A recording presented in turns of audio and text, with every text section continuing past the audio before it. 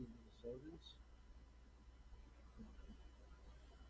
Mine, of course, Kate is in Minnesota as well. So Minneapolis, I guess. So, Minneapolis. Uh,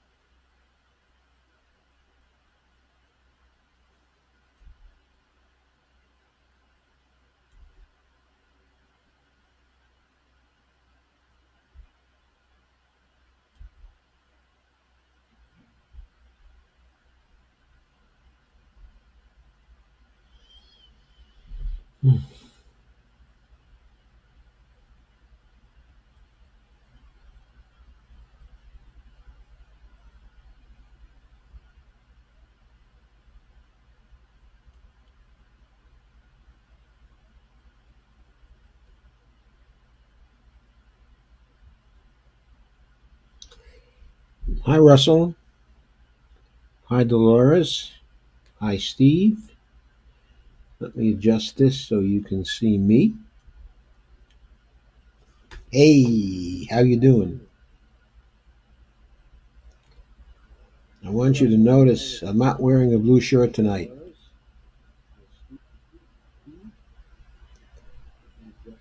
Strictly my pinkish lavender shirt.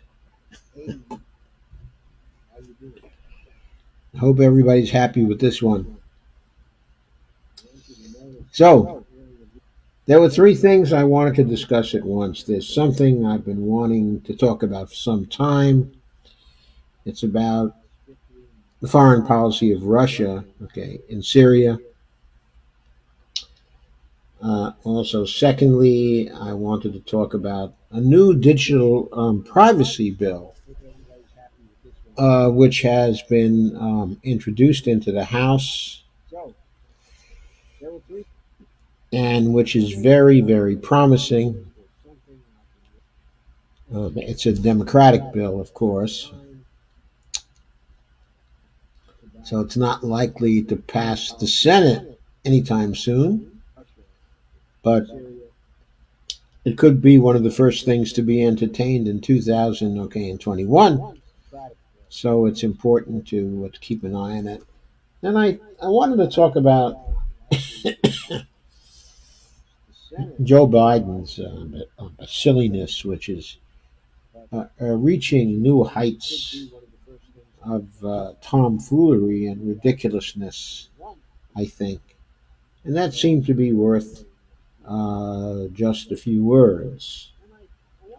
So let me go now to Russia. And here we are.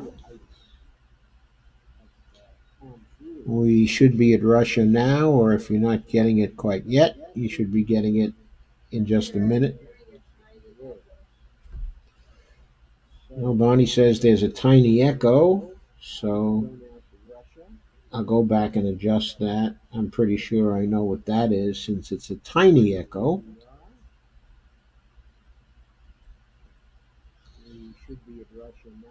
I'm pretty sure I can adjust that. How's that? That better?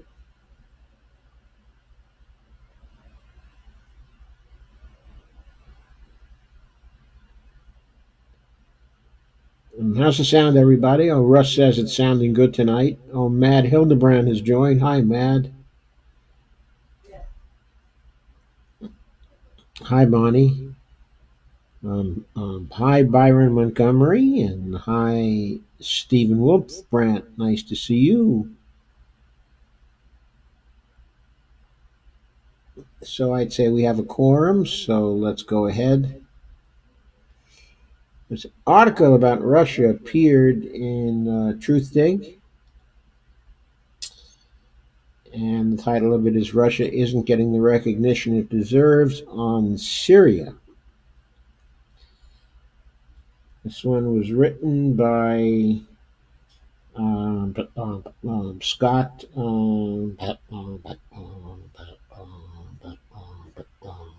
Ritter. Scott Ritter is well known because he was part of the UN inspection team that went into Iraq in the run up to the war in Iraq.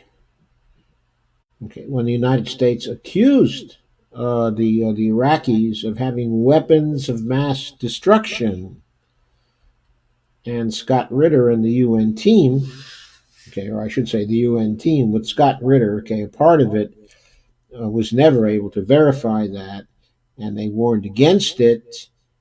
And the Bush administration gave a sort of a pretense, okay, of waiting for the results of the UN investigation. And then they didn't wait for the results of the UN investigation, and they attacked Iraq anyway, with the famous shock and awe, of course, and all that sort of stuff. And so Scott Ritter was vilified, okay, in much of the press. At the time he protested and he fought hard, and he said there was nothing to this war and that it was ill-advised, and there were no weapons of of mass destruction there. And it turned out, of course, that in the event, Scott Ritter was right, and the UN inspection team was right, and the Bush administration was wrong.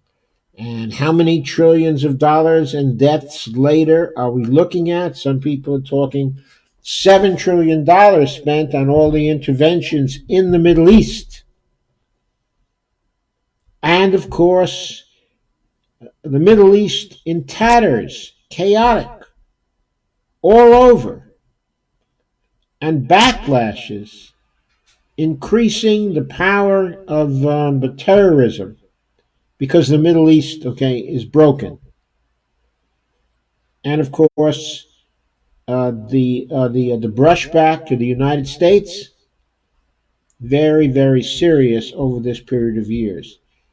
Not just ineffective interventions, but damaging interventions that have hurt us. So Scott Ritter continues to watch the Middle East, of course, and the situation in the Middle East, and he writes now. He's a contributor to Truth Dig, and he writes, and his writing is always worthwhile.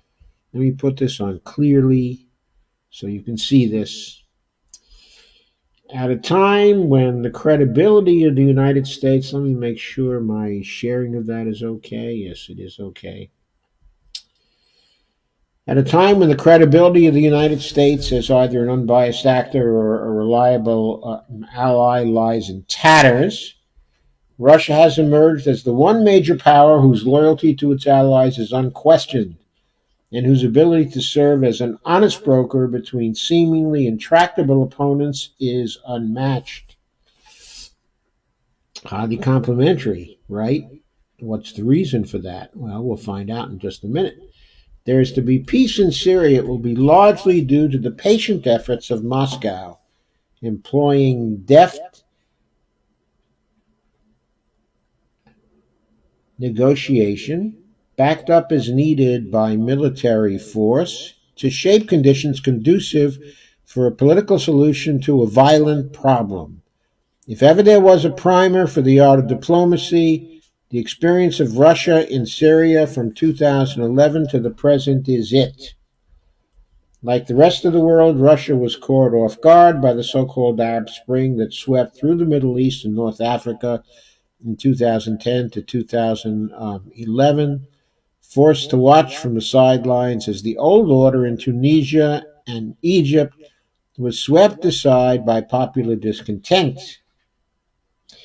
While publicly supporting the peaceful transition of power in Tunis and Cairo, in private, the Russian government watched the events unfolding in Egypt and the Maghreb with trepidation, concerned that the social and political transformations underway were a continuation of the kind of Western-backed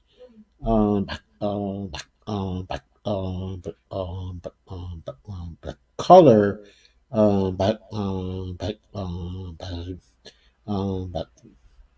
the Western-backed color revolutions that had occurred previously in Serbia, Georgia, and Ukraine. When in early 2011 the Arab Spring expanded into Libya, threatening the rule of longtime Russian client,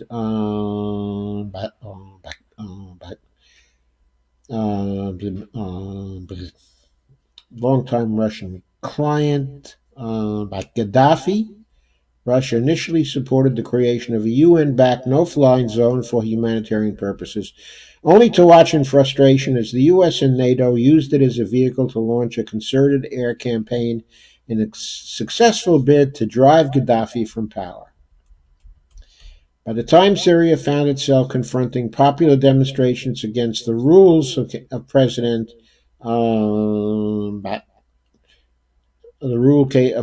Assad, Russia, still struggling to understand the root cause of the unrest, had become wary of the playbook being employed by the US and NATO in response. While Russia was critical of the violence used by the Assad government in responding to the anti government demonstrations in the spring of 2011, it blocked efforts by the US and Europe to impose economic sanctions against the Syrian government, by viewing them as little more than the initial salvo of a broader effort to achieve regime change in Damascus, by using the Libyan model. He might have added the ruinous Libyan model, which it certainly was. And it was also an initial salvo, okay, of a broader effort. The Russians, okay, were right about that. Moscow's refusal to help to facilitate that Western sponsored regime change, however, did not translate into unequivocal support for the continued rule of Assad. Russia supported the appointment of former UN Secretary General Kofi Annan to head up a process for bringing a peaceful resolution to the Syrian crisis, and endorsed Annan's six-point peace plan put forward in March 2012, which included the possibility of a peaceful transition of power away from Assad. At the same time, Russia was promoting a diplomatic resolution to the Syrian crisis. And the U.S. was spearheading a covert program to provide weapons and equipment to anti Assad forces, funneling shipments from Libya through Turkey and into rebel controlled areas of Syria. This CIA run effort, which eventually morphed into a formal operation known as Timber Sycamore, helped to fuel an increase in the level of violence inside Syria that made it impossible for the Assad government to fully implement the Kofi Annan plan. The inevitable collapse of the Annan initiative was used by the U.S. and its European allies to call for UN sanctions against Syria, which were again rejected by Russia.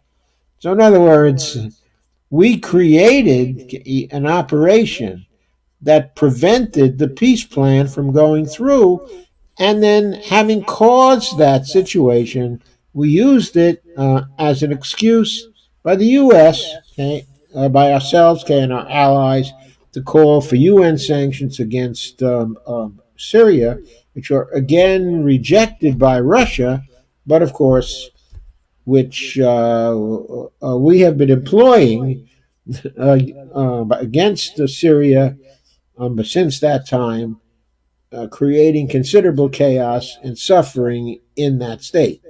While Russia continued to call for a political solution to the Syrian crisis that allowed for the potential of Assad being replaced, it insisted that this decision would be made by a process that included the Syrian government, as opposed to the U.S. demand that um, uh, Assad, must first step down.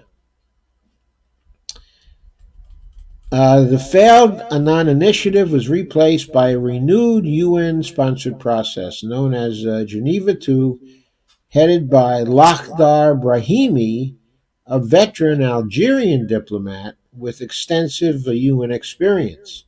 Okay, the Geneva process stalled as Brahimi sought to bridge the gap between the US backed Syria opposition, which insisted upon Assad's resignation as a precondition to any talks about the future, okay, of Syria.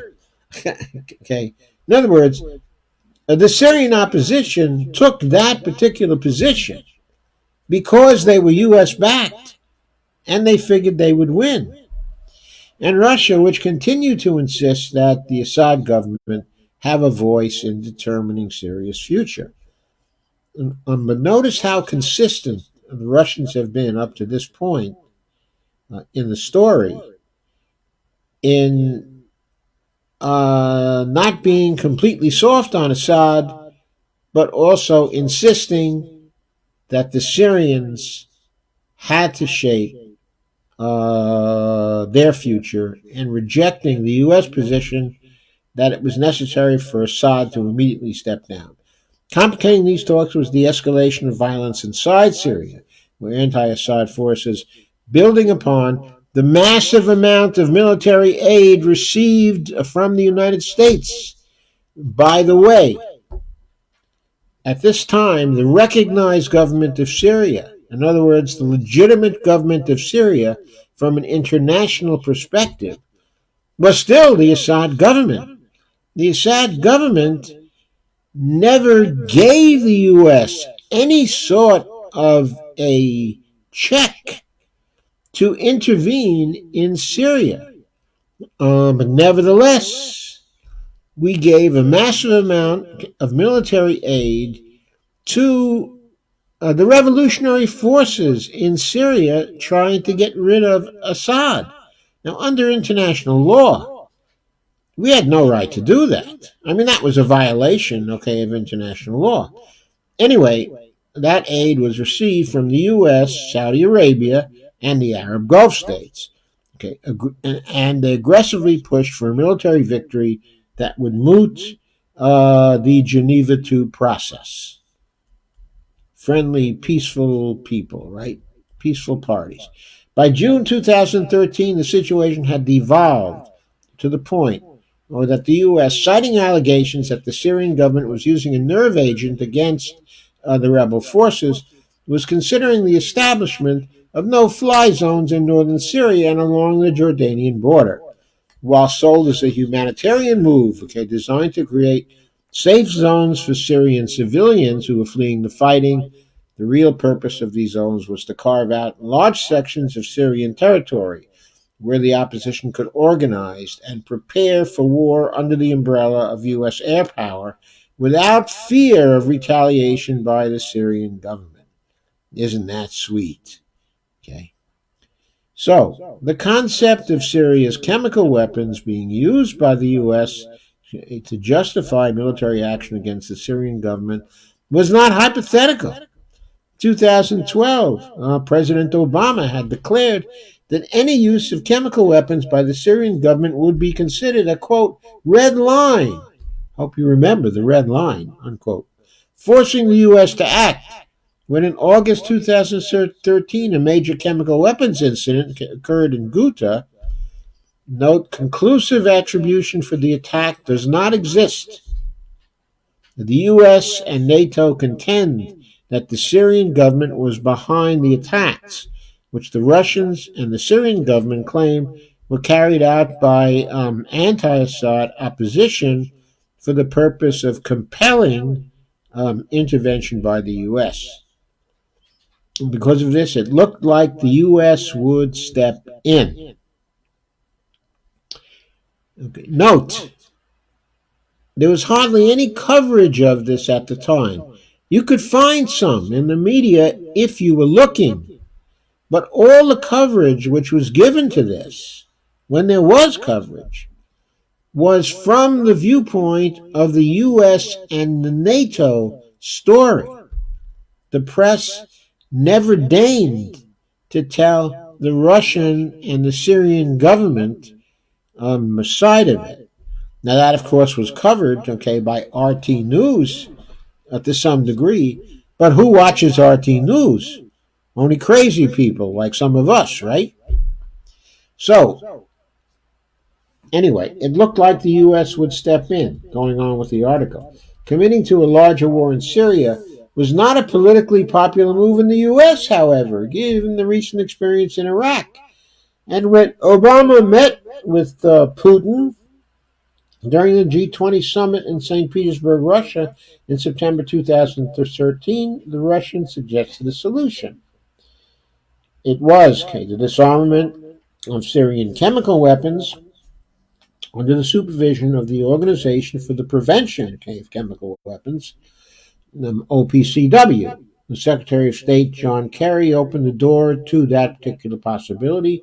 Russia and Syria jumped on the opportunity, paving the way for one of the great disarmament achievements of modern times, an action that won the OPCW the Nobel Peace Prize Award of 2013. Okay, so the disarmament of Syria's chemical weapons was a huge success, for which Russia received little recognition, despite the major role it played in conceiving and overseeing its implementation. Russia had hoped that the disarmament process could lead to the establishment of international confidence in the Assad government that would translate into a diplomatic breakthrough in Geneva. This was not to be. A major peace conference planned for 2014 collapsed, and efforts to revive the failed talks were sidelined by the escalation of violence in Syria as the armed opposition, sensing victory, pressed its attacks on the Syrian government. Yeah, they thought with the massive amount of military aid from the U.S., they would surely win and Assad would be gone. But the situation in Syria was further complicated when in 2013 the organization formerly known as Al Qaeda in Iraq renamed itself the Islamic State in Iraq and Syria. I'm sure you remember that, right? With, by the way, the assistance of the U.S. I mean, they had a lot of U.S. arms that somehow got to them, somehow, right? It started carving out a so called caliphate from the ungovernable expanses of eastern Syria and western Iraq. Having established its capital in the Syrian city of Raqqa, the Islamic State launched a dramatic offensive in early 2014, capturing large swaths of territory in both Syria and Iraq, including the Iraqi city of Mosul. By 2015, the Syrian government, under pressure from anti Assad rebels and the forces of the Islamic State, was on the brink of collapse. This was by 2015 already. The consequences of the loss of Syria to forces dominated by the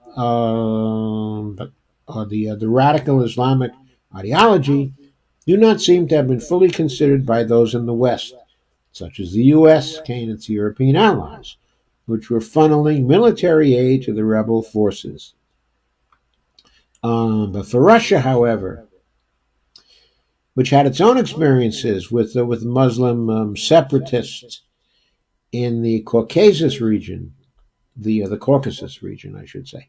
Such a result was deemed an existential threat, with thousands of Russian citizens fighting on the side of Islamic State and the anti-Assad opposition who would logically seek to return to Russia to continue the struggle once victory had been achieved in Syria.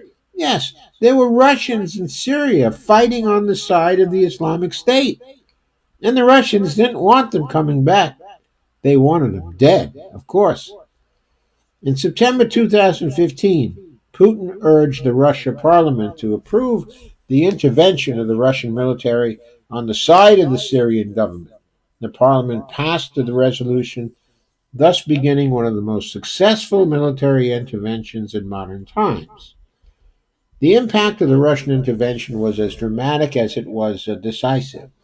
Almost immediately, the Russian Air Force helped turn the tide on the field of battle, allowing the Syrian army to launch attacks against both the anti-Assad opposition and Islamic State after years of losing ground.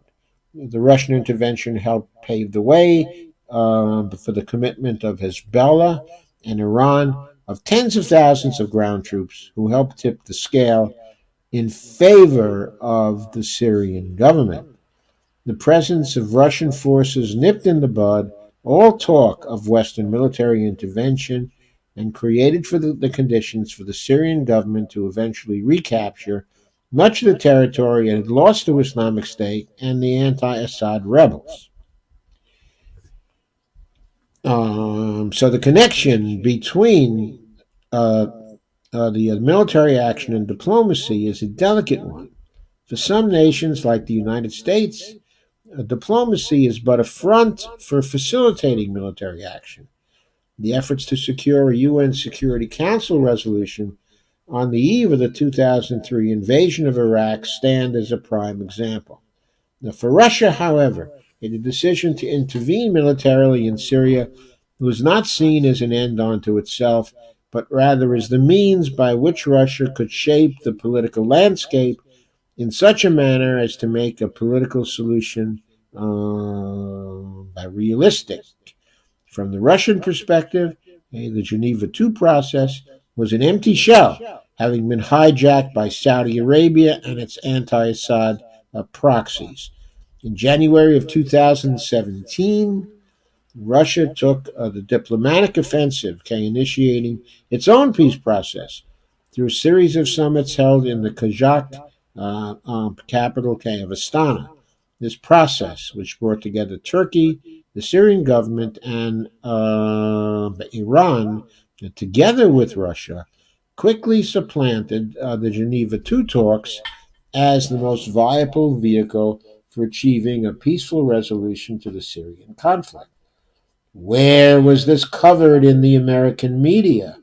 Who's heard about this before? I don't know. It didn't appear in most of the outlets that I normally get to see. I suspect it was covered in Foreign Affairs somewhat and in other Foreign Affairs journal, but it was not covered in the mainstream of the U.S. press. It did not get into the Washington bubble. We just were not allowed to know that this was happening at the time. By directly linking diplomatic talks with the fighting on the ground, the Astana process had a relevance that the Geneva II process lacked. For its part, Russia was able to woo Turkey away from insisting that Assad must leave to a stance that recognized the territorial integrity of the Syrian nation and a recognition that Assad was the legitimate leader of Syria, at least for the time being.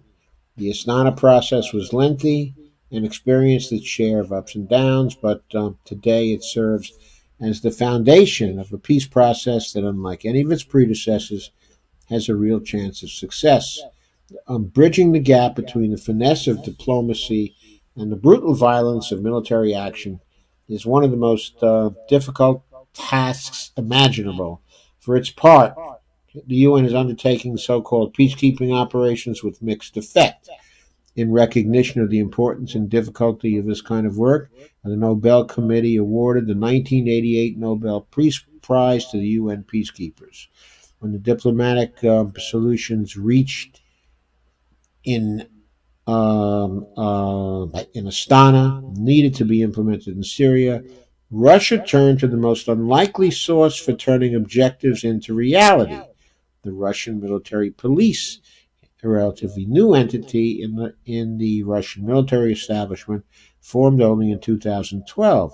The military police were tasked with a wide range of missions, including convoy protection, area security, restoring law and order, and resettlement operations. In late 2016, as the Syrian army was positioned to recapture the city of Aleppo from rebel forces, Russia deployed a battalion of military police to Syria. The mission of these troops was not to engage in frontline fighting, but rather to restore law and order and win the trust and confidence of a civilian population wary of the potential for retaliation at the hands of the victorious Syrian army. By all accounts, the police actually performed admirably, and soon the Russian ministry, the Ministry of Defense, dispatched more battalions of these new peacekeepers, who quickly established a reputation for being fair arbiters of the many ceasefire agreements brokered but through the Astana process. The Russian military police were ubiquitous, whether policing the no man's land, separating warring parties, escorting convoys of rebel fighters and their families to safe zones, or providing security for OPCW inspectors. The final phases of the Syrian conflict are playing out in northern Syria today, the last vestiges of the anti Assad opposition having been taken over by Al Qaeda are dug in their final bastion in Idlib province. Their ultimate defeat at the hands of the combined Russian Syrian armed forces are all but assured. The American intervention in northeastern Syria, begun in 2015 as a means of confronting and defeating Islamic State, but continued and expanded in 2017 as a vehicle for destabilizing the Assad government, has imploded in the face of a geopolitical reality in transition, facilitated in large part by the combined forces of Russian diplomacy in Astana and Russian led military action on the ground in Syria. By successfully wooing Turkey away from the U.S., Russia has dictated the reality on the ground in Syria, greenlighting a Turkish incursion that put the American forces deployed there in an impossible situation, prompting their evacuation. While the U.S. continues to maintain a military presence in Syria, occupying a border crossing point at Tanif and a series of military positions along the eastern bank, um, um, the eastern bank, the eastern bank, the bank of the Euphrates by river in order to secure nearby Syrian oil fields, and by the way, to steal the Syrian oil. The ability of the U.S. to logistically sustain this force is doubtful, making its eventual withdrawal from Syria inevitable. Yeah, but nevertheless, there's Trump. He's trying to steal the oil from Syria, which, according to international law, belongs absolutely to Syria. Moreover, by compelling an American withdrawal from northeastern Syria, Russia broke the back of the U.S. supported Kurdish autonomous entity known as Rojava, and in doing so prevented a much larger war between Turkey, the Kurds, and the U.S. In greenlighting the Turkish incursion into northern Syria, the Russians invoked the 1998 Adana Treaty, which guarantees the sovereign inviolability of Syria's borders. The process is involved in stabilizing the Turkish Syrian border, defeating the anti Assad forces in Idlib, evicting the Americans from Syrian soil, and integrating the Kurds into a future Syrian government, a lengthy, complex, and not necessarily assured of a positive outcome. One thing is certain, however: the prospects for peace in Syria are greater today than any time since 2011, and the fact that Russia has deployed even more battalions of its military police to Syria to oversee implementation of the current ceasefire bodes well for the prospects of success. See, what Scott Ritter is interested in is peace in the area. He's not interested in something that, according to the present government, is in the U.S. interest, like stealing the oil, okay, Syria. Scott is not interested in that. He's interested in conflict resolution in the Middle East and in Syria. Despite salvaging victory from the jaws of defeat, the scope of the Russian accomplishment in Syria is muted in the United States thanks to rampant Russophobia that has insinuated itself into every aspect of the domestic political discourse. Under normal circumstances, the Russian accomplishment in Syria would have been deserving of a Nobel Peace Prize, if not for the Russian diplomats and leaders who oversaw the effort to forge peace from the furnace of war. Then, at least for the Russian military police, whose actions in Syria embody the very definition of humanitarian peacekeeping.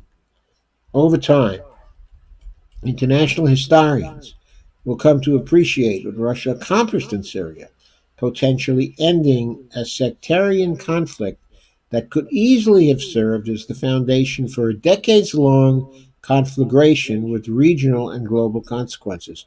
I concur in that particular judgment. After noting the facts of the situation, I mean, it's obvious that has been and is now still a very explosive situation that would have had major and very negative consequences for the United States.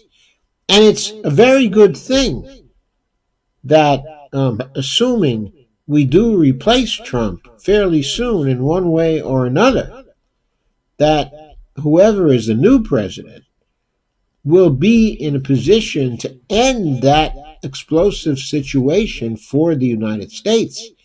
We cannot be embroiled there anymore. It has done us absolutely no good and gotten us involved in nothing other than violations of international law in that area and regime change wars and war crimes. We have to get out of that and we have to clean our hands again. It's terrible. Whether American historians will ever be capable of doing the same is unknown, says Ritter. But this much is true. In the years to come, children will be born of parents whose lives were not terminated or otherwise destroyed by a larger Syrian conflict that almost assuredly would have transpired if not for the honest broker services that were provided by Russia. Intentionally or not, Russian diplomacy prevented the United States from embarking on a foreign policy disaster of its own making. While it is highly doubtful, that Americans will ever muster the moral fortitude to say so publicly, those who know the truth should find the time to whisper, but thanks, Putin, between the barrage of anti-Russian propaganda that floods the mainstream American media today. Like it or not, in Syria, the Russians saved us from ourselves. I thought that was a very, very important article to read to you and to comment on. It's really a story that I haven't seen told, by anyone else except for Truthdig and Scott Ritter. And it's a story we all need to know. So, going on to the second story for tonight.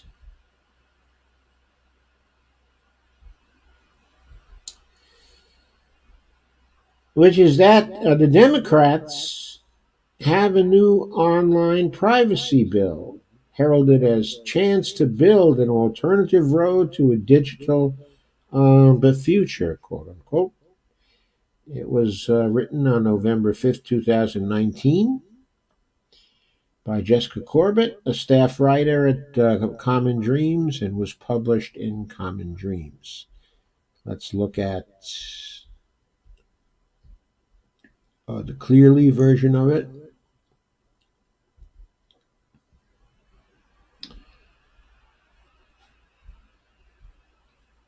A pair of House Democrats introduced a bill Tuesday that one expert called a significant milestone as lawmakers around the world take critical aim at the surveillance based economics that now dominate the internet. Boy, I hope that's really happening. It looks like it's happening. I hope it continues because the surveillance based economics, in the internet, eventually serves the deep state here. There are back doors all the time to the deep state. We need to end the surveillance and we need to end the connection to the deep state. Backed by Progressive Privacy Associates, a pair California House Democrats who represent Silicon Valley introduced sweeping legislation on Tuesday that aims to strengthen online user protections and increase accountability for major technology companies, in part by creating a new federal agency. Quote, our legislation ensures that every American has control over their own data. Companies are held accountable, and the government provides tough but fair oversight. This is a quote from Anna Eshoo, who was one of the two representatives who introduced the bill into Congress. The other is Zoe Lofgren. Both Eshoo, and also Zoe Lofgren have been there for ages.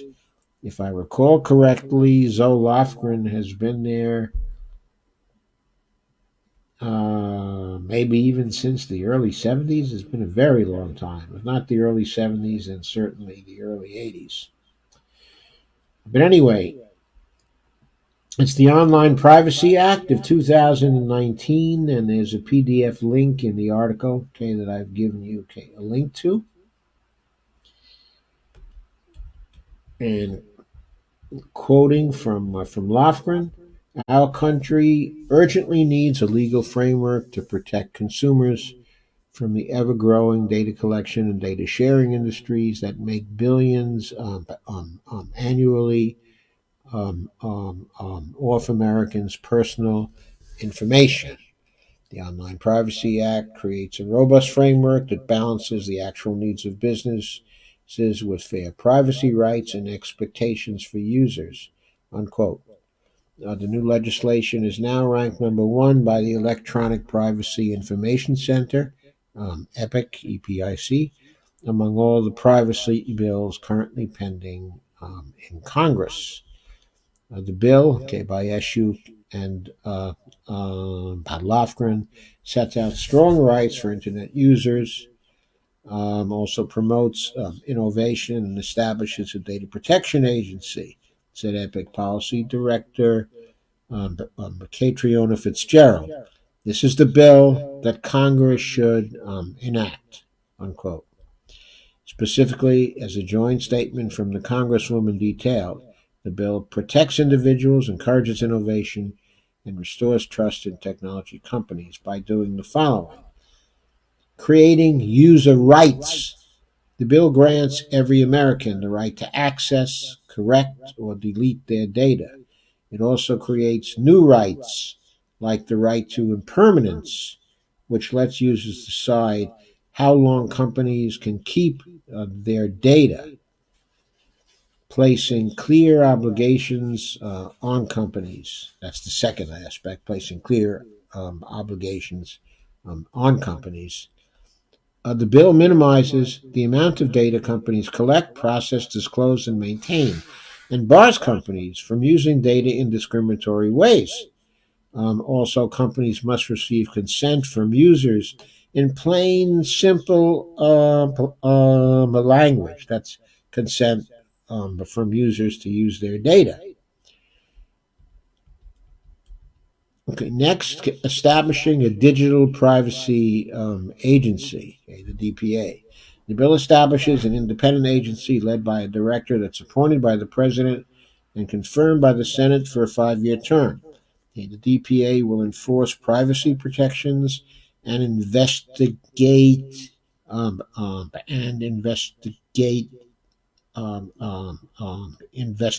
abuses. Next, strengthening enforcement. The bill empowers state attorneys general to enforce violations of the bill and allows individuals to appoint nonprofits to represent them in private class action lawsuits. A quote from Eshu, quote, every American is vulnerable to privacy violations with few tools to defend themselves. Our legislation ensures that every American has control over their own data. Companies are held accountable, and the government provides tough but fair oversight, unquote. According to a fact sheet from the sponsors, which is also a PDF, also linked to from the article, the bill also includes protections for journalists and creates an open source machine learning training data grant program. I'm not sure what that does yet. And quote from Shoshana Zuboff, who's a professor, okay, and author, and she is professor emerita at the Harvard Business School and author of The Age of Surveillance Capitalism, The Fight for a Human Future at the New Frontier, okay, of Power, and a quote from her. This legislation helps define a new era in our nation and around the world as citizens seek an alternative road to a digital future, one that is compatible with the rights of individuals and the aspirations of a democratic society, unquote.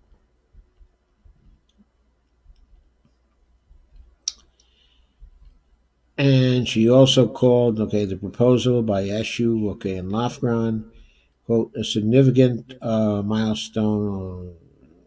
Okay, I think I read that already. So going on,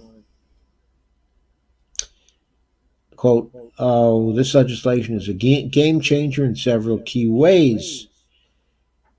First, it reframes the privacy debate from the notoriously flawed regime of notice and consent to the human rights of users, unquote. And again, quoting from Zuboff, also, the Act establishes a long overdue digital privacy agency with important new investigative,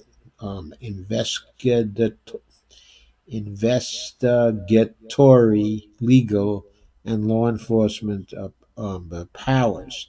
This legislation helps to define a new era in our nation and around the world as citizens seek an alternative road to a digital future, one that's compatible with the rights of individuals and the aspirations of a democratic society. Unquote. And Free Press Action's Senior Policy Counsel, Bagora Floroya, declared Tuesday that the bill, quote, marks a moment in the ongoing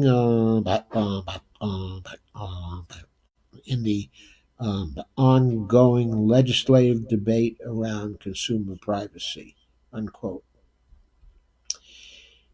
And a further quote from Gora Floroya, quote, misuses of private information, chill free expression, cause harms to reputations, inflict harmful price discrimination, and create other adverse impacts to people's civil rights. Also, many of these data practices have disproportionate impacts on people of color, women, the LGBTQ plus community, immigrants, and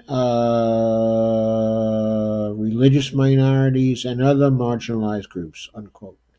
Quote, it's far past time for the United States to adopt privacy regulations that actually protect people's rights and give individuals, not corporations, control over how personal data is used, unquote. Amen to that. It's a very promising development, but we have to note it hasn't even passed the House yet. Has it passed the House?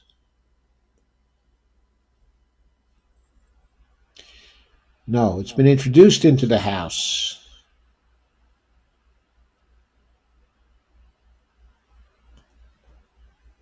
But that's all. There hasn't been a vote taken. It hasn't been passed in the House. We'll see if Nancy Pelosi passes it. It's got to have some things to run on other than the impeachment, of Donald Trump. All we're hearing from online focus groups, and things like that, is that since the Democrats are having an impeachment, they're not doing anything else. So I think the Democrats have to do a bunch of things.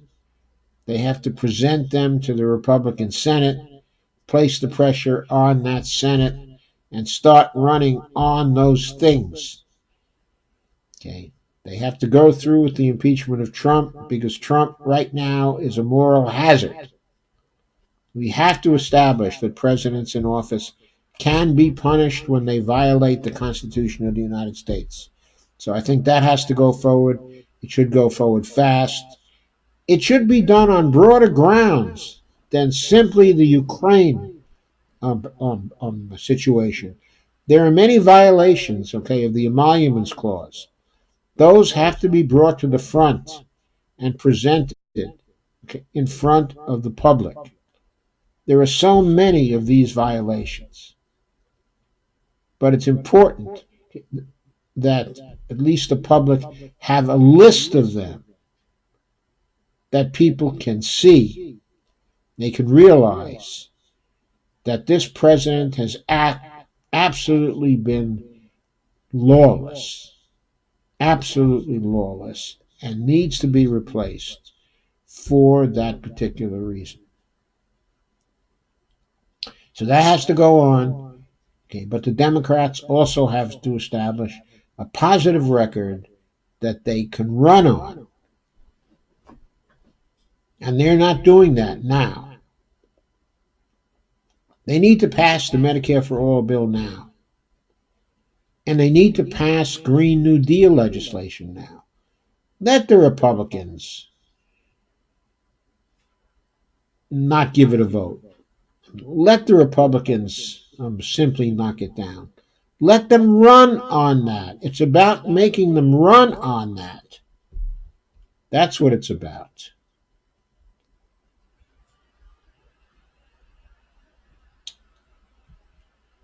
Next. Biden silliness. Biden silliness. Biden foolishness. Article by Owen Higgins, staff writer, also for Common Dreams, on November 6th. That is today. Despite front seat to last 4 decades of U.S. politics, Biden repeats the claim that GOP epiphany coming soon. Wait a minute. I remember Joe Biden first coming to the Senate, 1970, 1980, 1990, 2000, 2010. Okay. First decade completed.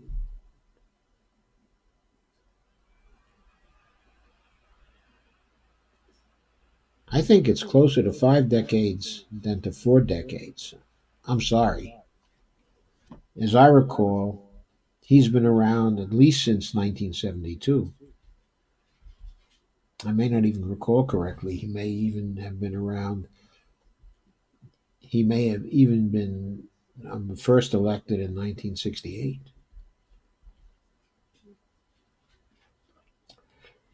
Anyway, he repeats his claim that there's a GOP epiphany coming soon. Okay, Owen Higgins has a good time in writing up this nonsense.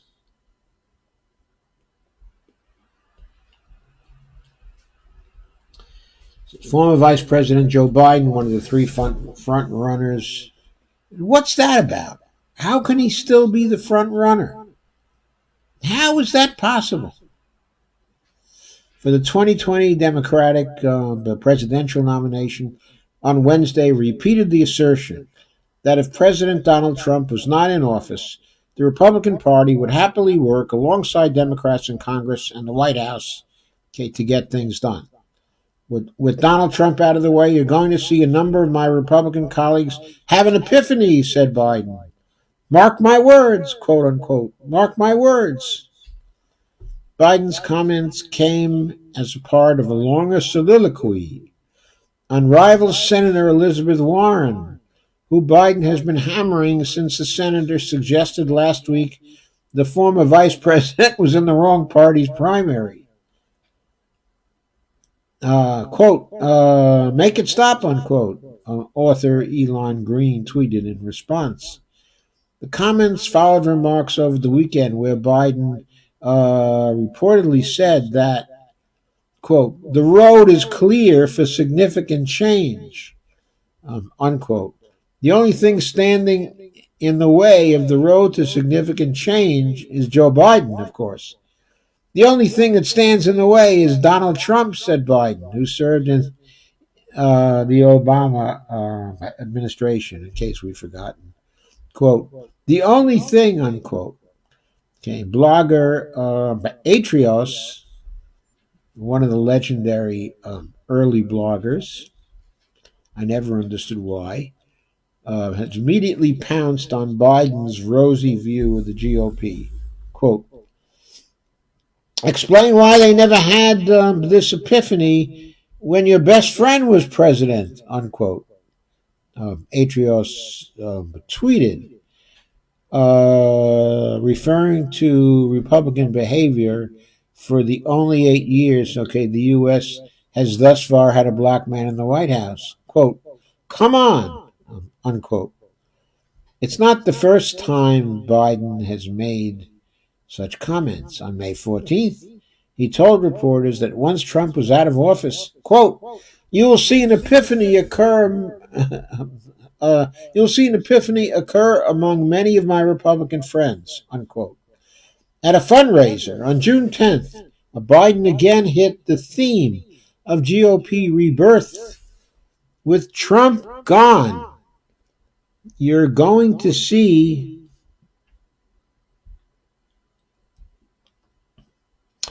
With Trump gone, you're going to begin to see things change, said Biden. Because these folks know better. They know this isn't what they're supposed to be doing, unquote. Biden entered the Senate from Delaware in 1973. There it is, 73. And remained there, was then 40 years in 2013, so it's 46 years. And remained there until assuming the office of vice president in 2009. In that time, and this is an incomplete list, and here are the bullet points. First, Ronald Reagan was elected president by the Republicans after he launched his campaign at Mississippi's Neshoba County Fair in a dog whistle to white supremacists. He ran on the Southern strategy, described here in graphic detail by Lee Atwater, and there's a link to the Atwater description.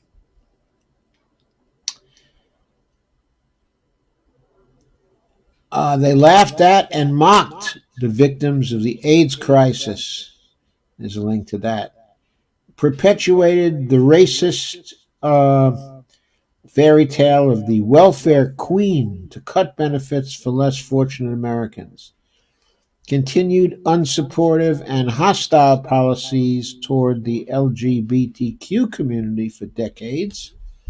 But pardoned Iran-Contra felons who had lied to Congress.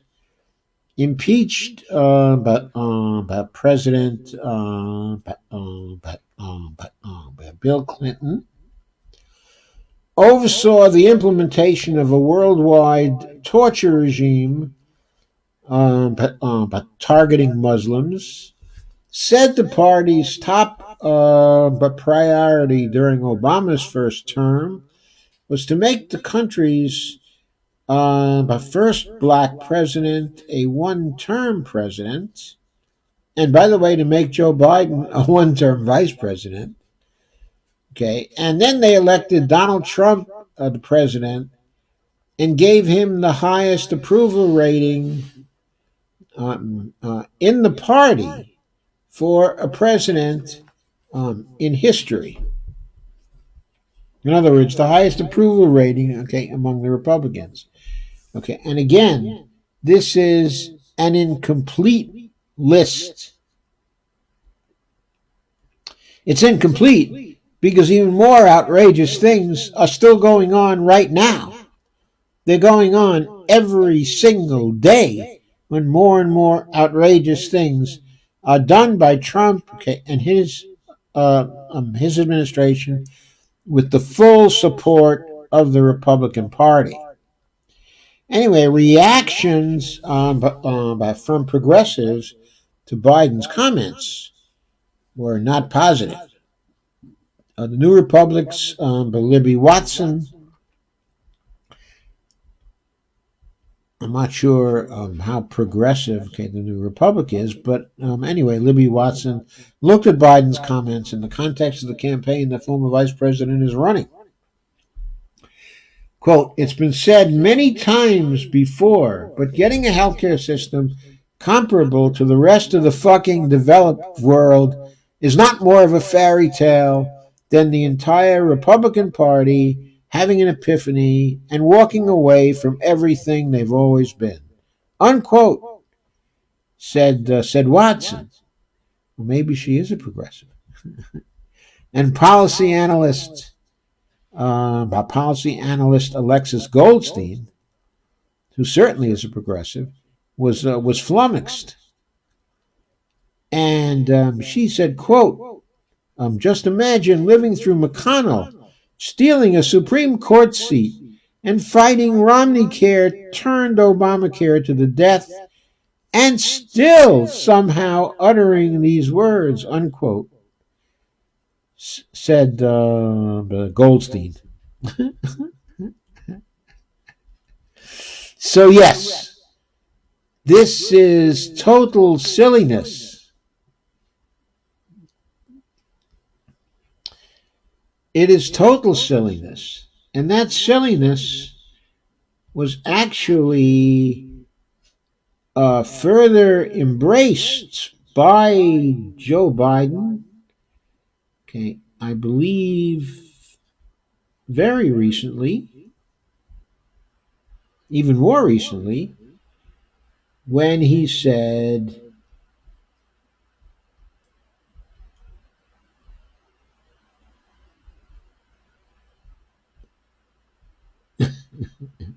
when he accused Senator Warren, okay, of elitism while wooing rich donors at a big money fundraiser. I mean, this guy has no capacity to look at himself in the mirror at all, totally devoid of that particular capacity. So, let us go then. I'm going to go for a moment to my please share, like, and subscribe screen, and please become a patron at www.patreon.com/Joe_Firestone. And now I am going back to my primary view, and I'm going to check out what you're thinking of all this.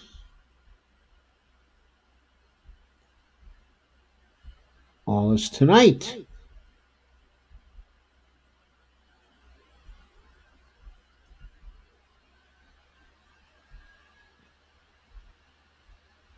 Sometimes I can never understand why it takes so long, why there's such a delay between my going away from a screen, like my please share, like, and subscribe screen,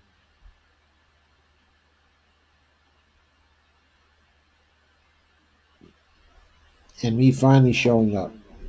Now there's a delay between my sitting up and the screen showing me sitting up. I wonder what I can do about that.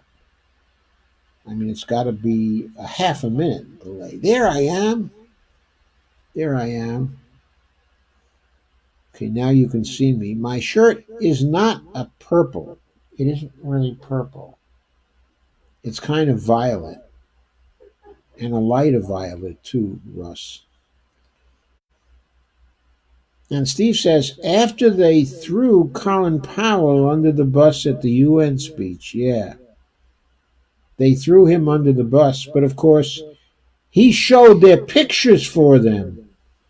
He showed their pictures that were doctored, okay, in order to persuade people that there were weapons of mass destruction there.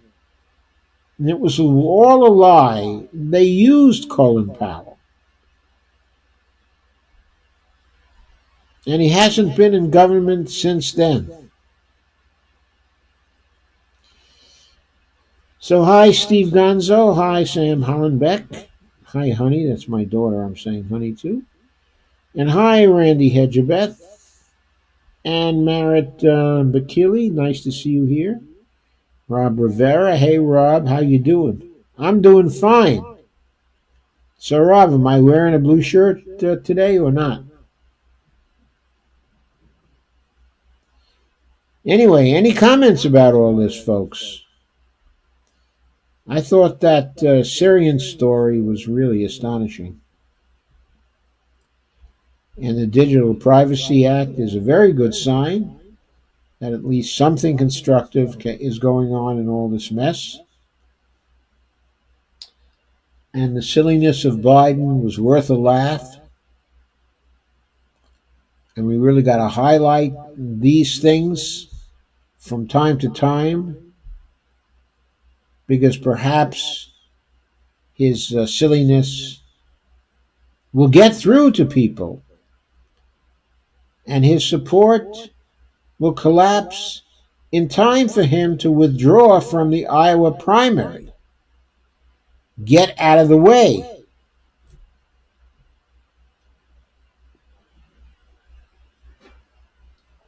He needs to get out of the way because sooner or later he's getting out of the way. Rob says, my professor mentioned back in 1913 when the Federal Reserve was enacted, simultaneously they passed the first tax in the U.S., which was the income tax. Well, they had to pass the income tax amendment first. If I recall correctly, that was number 16. And so you raised your hand and you said, so what? And you said Article 1, Section 8 gives the federal government the explicit authority to tax. So the government was always taxing.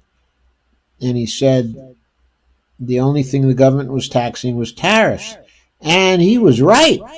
Income taxes were not thought to be constitutional and were not ruled constitutional by the Supreme Court until after the Income Tax Amendment.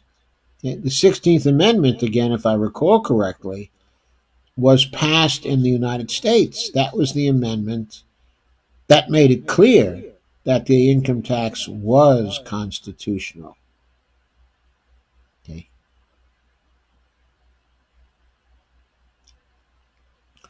That was a reform that was introduced by the progressives in the Wilson administration.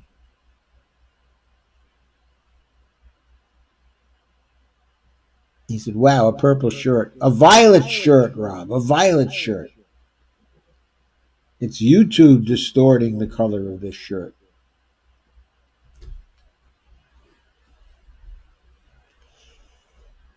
Anyway, other comments or questions?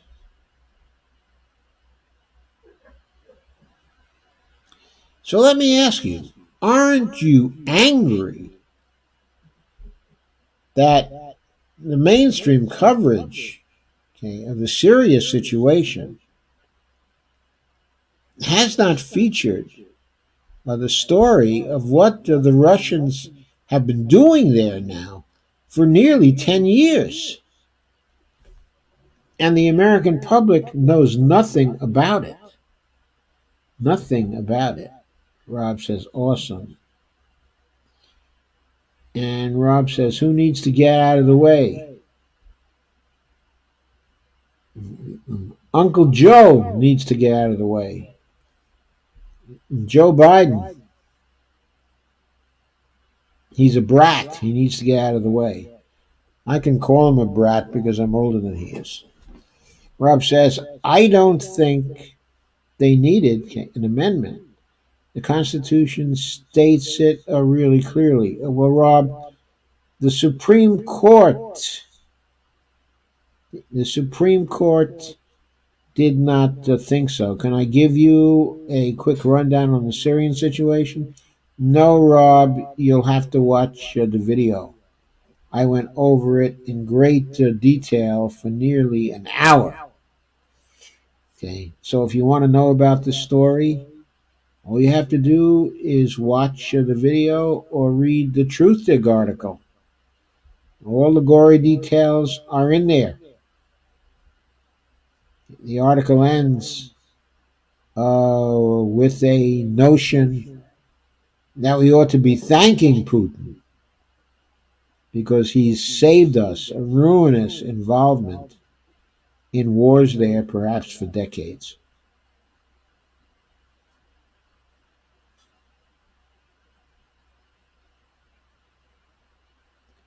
Oh, there is Rob with his devil's advocate stuff again. Rob can always be counted upon to be the devil's advocate.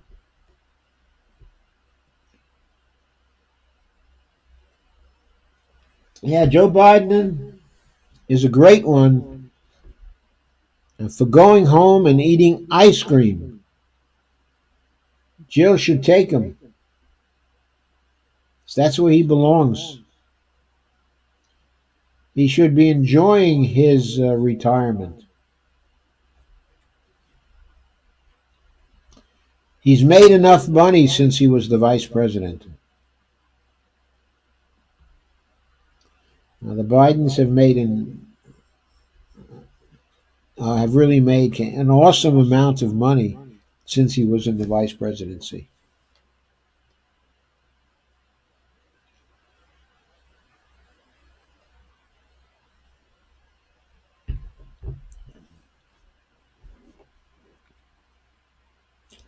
Rob says, we're in Syria for humanitarian reasons and to protect the Syrians from the horrible dictatorship of Assad. So what is Trump doing stealing Syrian oil, Rob?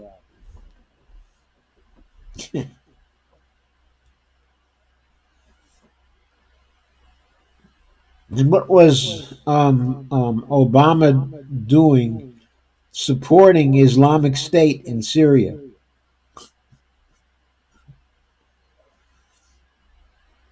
I mean, they were sending weapons to the remnants, okay, of Al Qaeda, which later became Islamic State,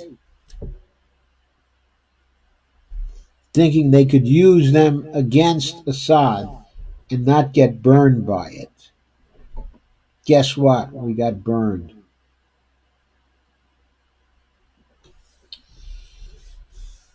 Any other comments or questions?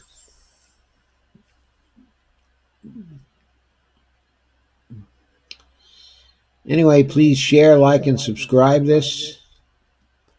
Share as much as you can, please. I mean, right now, okay, I'm seeing exactly one share up there, and I don't know how Facebook is measuring shares, but I know I did an awful lot more than one share myself when we were just getting started. So, Rob says, we're not stealing the oil. Syria gave us the oil fields as a thank you, just like France gave us the Statue of Liberty. Thank you, Rob. Thank you, Rob.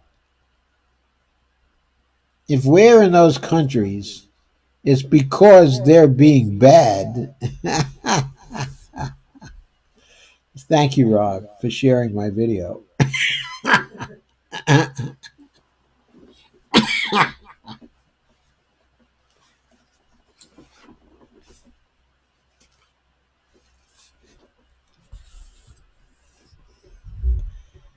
Thanks for introducing a little humor into these proceedings.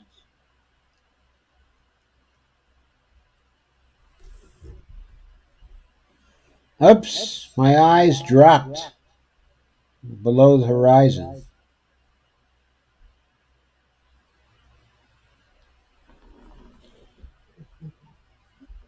Anyway, Terry Myers has just joined us. Terry, we're in the middle of conversation. We've gone through the main topics of discussion for tonight. And all we're doing now is shooting the breeze.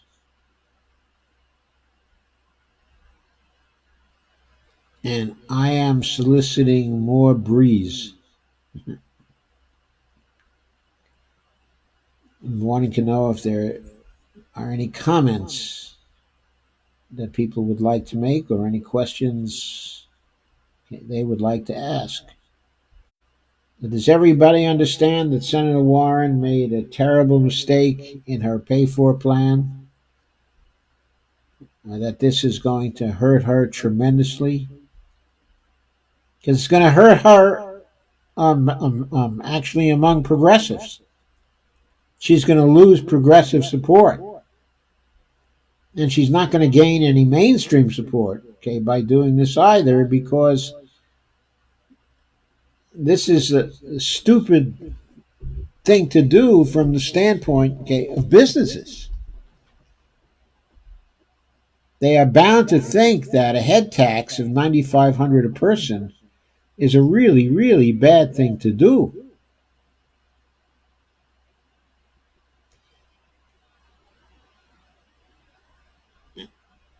And Rob says, we're there to give them a spanking on the butt. That's all. So, Rob, how many people have to be murdered in Syria before it's more than a spanking on the butt?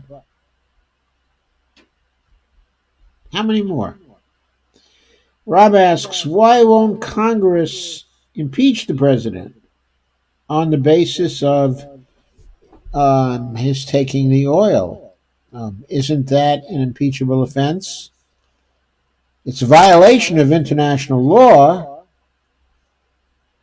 okay, and that part of international law is also but domestic law, because it's a violation of the rights of a sovereign nation, a fellow member, okay, of the UN. So yes, I'd say it's a violation of U.S. law as well, and that it is an impeachable offense. But it remains for the Congress to put that into a bill of impeachment. I doubt that they will, because other presidents have done all kinds of illegal things in their foreign interventions. And Rob says, Warren makes so many unforced errors. She's terrible. She has now political instincts. I think you meant to say she has low political instincts or poor political instincts and pretty bad judgment. Yes, I agree. I agree. I think that her political instincts are poor. The idea of a $9,500 head tax on somebody making $20,000 a year, okay, is ridiculous. I don't mean that the person gets hit, okay, with the $20,000 a year in a direct sense, but from the standpoint of the business that hires such a person, they just don't want to hire such a person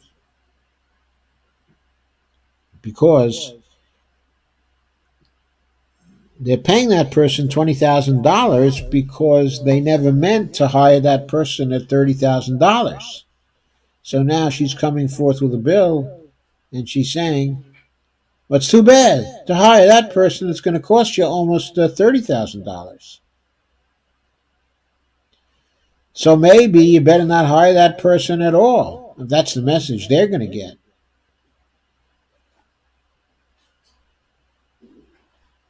And so they're going to find a way to evade the head tax, and then it won't pay for her Medicare for All bill either. It just won't work as a payment for the Medicare for All bill. So Bernie's tax on the middle class, his payroll tax of 7.5%, is much, much better than that. But even better would be a payroll tax that was based on income. What I mean is a progressive payroll tax that was based on income. Of course, without a cap, but that the tax rate should be progressive based on income. Rob says nobody has to die. Nobody is dying in those. Those numbers are being made up. Trump is doing a great job from stripping California from the emission standards to allowing corporations to dump toxic materials into lakes, rivers, streams, or basically ruin any fresh water source. And Rob says, I think Warren might be reaching her peak before her decline. Well, we'll see if she can come back from this. But Jamal Thomas is saying that she has a glass jaw. I'm not even sure Professor Warren but knows what a glass jaw is.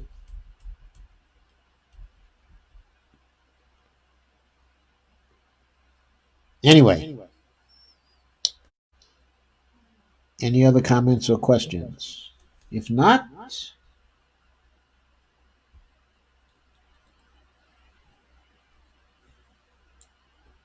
Rob points out, okay, that the debate will be the determining factor. Yeah, the November 20th debate could be very critical for Warren because she's going to get a lot of static for suggesting the head tax. I mean, she might get it, okay, from Amy Klobuchar. She might also get it from Buttigieg. She might get it from Harris, and she might get it from Tulsi.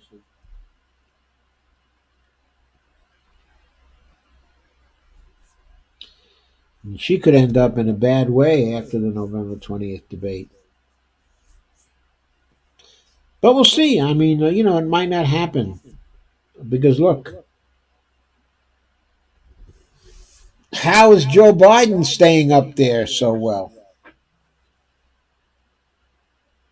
I mean, he doesn't appear to have any supports at all for his nonsense. I mean, how anybody could continue to think that he could function in the presidency after the performances that he's given is simply beyond me. I don't understand it. And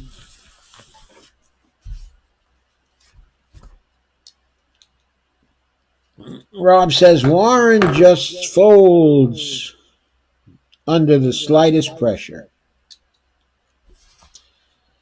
And he says when a reporter asked her about Joe Biden's comments on her Medicare plan, she just fumbled.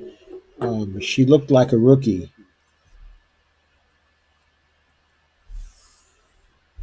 Yep. I don't know how to explain all that. Anyway, though, I think I'm going to say goodnight. I have a big day tomorrow. I will see you, by the way, tomorrow evening at roughly 9 o'clock. Okay, once again.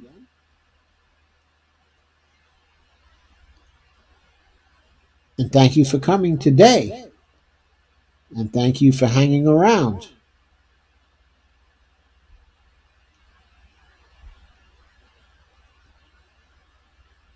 And Rob said Joe Biden is staying so high because of electability, whatever that means. The polls believe Bernie would do the best job, but Biden keeps coming out on top, in spite of what the polls show about how well Bernie is going to do versus Trump. A poll was out this week showing a 57-43 margin for Bernie against Trump.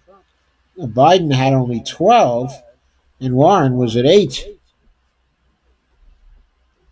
I think this was in Wisconsin. It was a state level poll. And Russ says, see you next time. Thanks, Russ. Good night. And Rob says, good night. Thanks for coming, Rob. And good night to everybody.